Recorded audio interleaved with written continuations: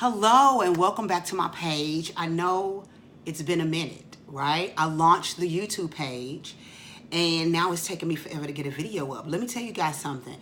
When you start to make a plan to do something in a positive light, distractions come from everything. I'm talking about my house, my money, my car, my job. I mean, distractions just came out of nowhere when I committed to myself saying, you know what? Let's go ahead and let's get these videos up. But I am determined more than ever, and I'm going to keep coming to you consistently, putting up the videos. So today, though, I want to talk about starting the self-love journey because many of us know what it looks like, but I don't think we understand what it actually is. So hopefully I'll be able to bring that home for you in this video. Okay? If you like what you hear, please comment, subscribe, and definitely share, because I believe that this country, this nation, this world has a soul condition that needs to be rectified, one soul, one person at a time. So thank you. So when it talks about starting the self-love journey, I first want you to be able to understand what the soul is, because my definition of self-love is taking care of, feeding, and healing your soul. Point blank, plain and simple. It has got to do with the condition of your soul. So what that means is your soul is made up of your mind, your thoughts. The soul is made up of will, your behaviors, and the soul is made up of emotions, things that you are feeling on a consistent basis. And a lot of times we like to think that we are in control of all of these things, but in actuality, we are not in control as we think we are. But the good news is that you can be in control of your soul, your thoughts, your emotions, and your will. So a lot of what makes up our soul is, first off, God. He has placed his spirit in us, and he is ever thriving in us if we allow him to. Another thing that makes up some components of your soul is your experiences, things that you have been through, people that you've encountered, whether it's be good or negative experiences. And then a lot of what your soul comprises of right now is what you did as a child, how you grew up, how you were raised, the influences by your mother and your father. All of that is in your soul. So I want you to really get clear about what you're thinking, about how you're feeling, and about what you're doing, because all of that starts all in your soul. When we have negative and positive experiences, they are embedded in our soul. And sometimes when you think back on a childhood experience or an experience you may have had a few weeks ago, you can think about how you felt quicker than you can think about actually what went down in that moment. That's because it's imprinting on your soul. So I really want you to think about that, because starting my self-love journey really only started about 5 years ago. And it started at the end of my marriage, and it began with an affair with a married man. Oh, yes, I got some tea for you, okay? But tea as in testimony and not tea as in gossip, because I believe that my life is a living, breathing testimony of what God can do. So let me set the scene for you. I'm in my late 30s and I am broken behind a marriage that I knew wouldn't last. How many of us got into relationships we knew wouldn't last, got into marriages we knew wouldn't last, but we don't want to take ownership of it? I married him because my mother had passed away. That was the only person that I unconditionally loved and who unconditionally loved me. So I figured, you know what, I better get me a husband. And so I married the first man that came along. And it was okay at first. Of course, the honeymoon phase is always okay. But several years into that thing, it became evident that I was mean, that I was hurting, and that I was broken. absolutely broken. And how I know I was broken is because I found myself in this cycle of having relationships within my marriage. Yeah. Not only was I in the marriage, but I was also cheating in the marriage. For my cheaters out there, okay, for my side chicks out there, I have a message for you as well. I need you to know that that's from a broken place.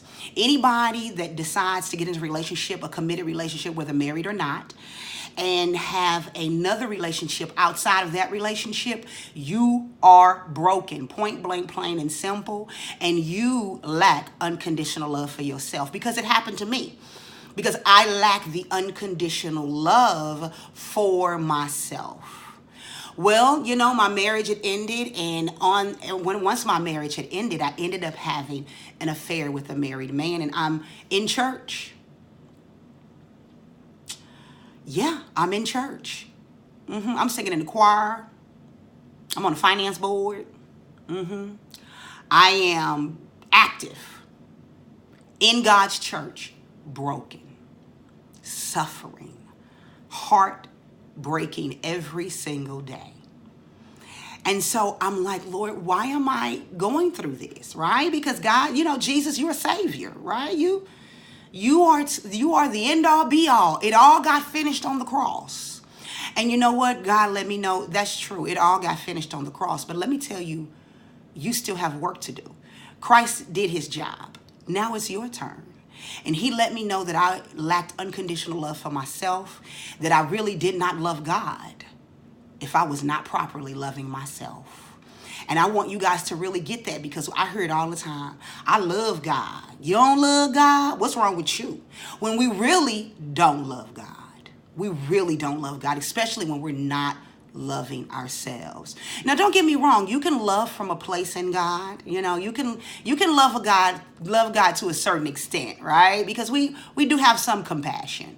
But I'm talking about truly and utterly and passionately loving yourself is truly and utterly and passionately loving God. So I really want you guys to get that clear. Get that clear. So I'm in this relationship with a married man, and I'm at home one day and I'm crying because I don't want to be here. I'm like, how is it that I'm saved? And how is it that I'm worshiping God and I'm still doing the same thing I was doing before? Like, how is this happening? Well, I'm here to tell you it was happening because I was not seeking God's face. It was happening because I was not telling the truth about who I was in that moment and what I had been through and what I was enduring now. And one thing about the self-love journey, in order to take care of your soul, in order to nurture it and heal it, you got to be willing to tell the truth. And I'm talking the gut-wrenching, downright horrible truth about your situation. I had to tell myself the truth. I had to tell myself that I was a broken little girl in my late 30s, mad at my father, harboring ill feelings for my family who was never there for me, regretting the decisions I made with past relationships that left me broken, that left me sad, that left me not even liking myself. And let me tell you something, guys, that's a hard thing to sit in. So I found myself allowing myself to let my heart break. And that's one of the things you're going to have to do too. Not only are you going to have to tell the truth, but you're going to have to let your heart break. The good news is God is right there, wanting to take your heart and make it whole. Don't get me wrong. I still have challenges. I still have obstacles. I still have things that I deal with emotionally. But what you're looking at right now is a woman that is whole, that can tell you her testimony, that can tell you that when I tell you I was broken into pieces, because my life growing up, I never had my father. So I did not know what I looked like in the eyes of a man. And because I did not know what I looked like in the eyes of a man, I just kind of did anything to please a man because I thought that was what you were supposed to do. But I soon found out in broken relationship, after hurt, after pain, after domestic violence, yes, I've been hit once or twice, that you know what? You first got to know what you look like in the eyes of God. And that was the great news for me, guys. I really got down to business about what I look like in the eyes of God. And I am so, so thankful and grateful for everything that God has given me. But on this self-love journey and starting my self-love journey, like I say, it was about 5 years ago. And I'm just coming to a point now where I can really and truly and honestly say, I love me. I don't love the old me, because the old me, that wasn't what God has ordained for my life. The old me was scamming people for credit cards. The old me was setting people up. The old me was doing some really wretched things. You know, I was a thief. I was a liar. I was a whore. I'm just going to put it out there. And when I tell you all of this was happening, I didn't care, because I felt like no one cared for me. So I did whatever I wanted to do. And as an adult, to be honest, adults, we know we really don't want to do whatever we want to do. We want to be able to enjoy life the way we want to enjoy life. And I think that's what people mean when they say, I want to do what I want to do. You know, I'm grown. I can do whatever I want to do. No, you can't. Okay? All right. Take a look at the penitentiary and the prisons. Those people did what they wanted to do. But I'm coming to you about the self-love journey is because you got to be willing to tell the truth about it. You got to be willing to tell the truth about that molestation and that rape. You got to be willing to tell the truth about how your mother made you feel, how your dad made you feel, how your sisters and brothers and aunties and uncles, because I had to tell the truth about that too. Because my family was not perfect. My family is still not perfect. But I was so tired of keeping secrets and lies and thinking that I was protecting my children and thinking that, you know, my family was trying to protect me, when in essence, they were hurting me. When in essence, I was falling in some of the same patterns that my mother fell into, all because she died. She died, guys, with her secrets. She died with her lies. And it hurt me drastically. And again, you got to be willing to tell the truth about it all. When you start that self-love journey, if you're not ready to tell the truth about it all, it's not going to work. You got to be willing to tell the truth about how it's making you feel, how it's making you feel now. How is it showing up in your life now? You know, I told a story a while back about my dad when I was 8 years old, and he was supposed to take me when my mother went out of town. And I was so excited because we grew up extremely poor. And I was so excited for my dad to come get me and for us to spend the weekend together. He didn't even come back. I can remember sitting on that couch at 8 years old, just so broken. I remember crying. I remember saying over and over in my mind, he don't love me. He don't love me. He don't love me. I mean, I was saying it over and over in my mind till I believed that he didn't love me, and I believed that I didn't love myself. And that, for an 8-year-old girl, was devastating. That imprinted on my soul. It affected my thoughts. It affected my emotions. And it definitely affected my behavior. And I was that 8-year-old little girl up until 5 years ago. Yeah, I was that 8-year-old little girl playing out life. I was in a grown woman's body, but emotionally, mentally, 8. Still waiting for dad to come pick me up off the couch to spend time with me. And I would take that out in relationships, relationships that I had with not only men, but also with women, because I was always looking for someone to rescue me. And this is what I mean by the truth. You have to be willing to tell the ugly truth about what has happened to you and what you need to deal with and face and focus. We all know energy is never destroyed, it's simply transferred. So the energy that my dad gave me in that experience transferred into me being a liar, a thief, a side chick, a whore. You know, it allowed me to feel bad about myself, to do some downright disgusting things, not only to myself, but to other people. That's what led me to get high, smoke, drink, all of that. because we're trying to run away from those experiences when actually that experience now empowers me to love me for who I am in this moment right now, because I was bold enough and courageous enough to face it. And I want you to know that you can face it too. But step one of that self-love journey is you got to be willing to tell the truth. You got to be willing to get down there and do some soul searching, meaning searching your mind. What are you thinking about?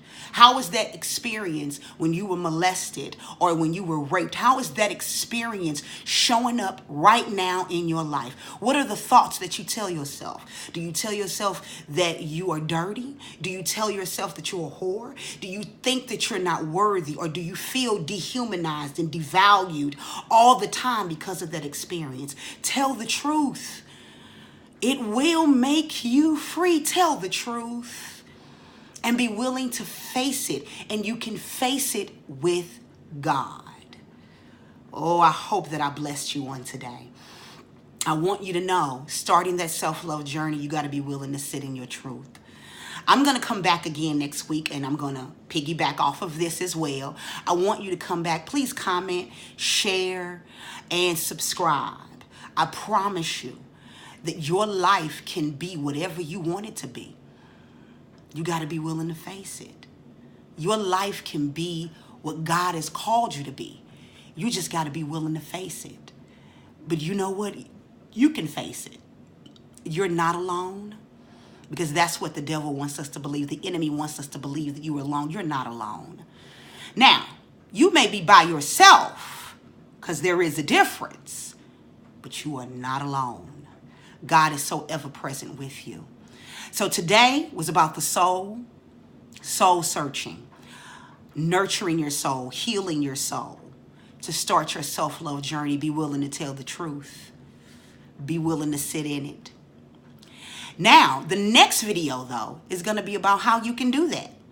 It's actually very, very simple, and people don't think that it's very, very simple, but it really is. It's just really hard to look at ourselves, so that's what makes it difficult, but it's actually so simple. Join me next time. Please like, subscribe, and share this video. I am loving you all in God and hope to find you on your self-love journey. I love you.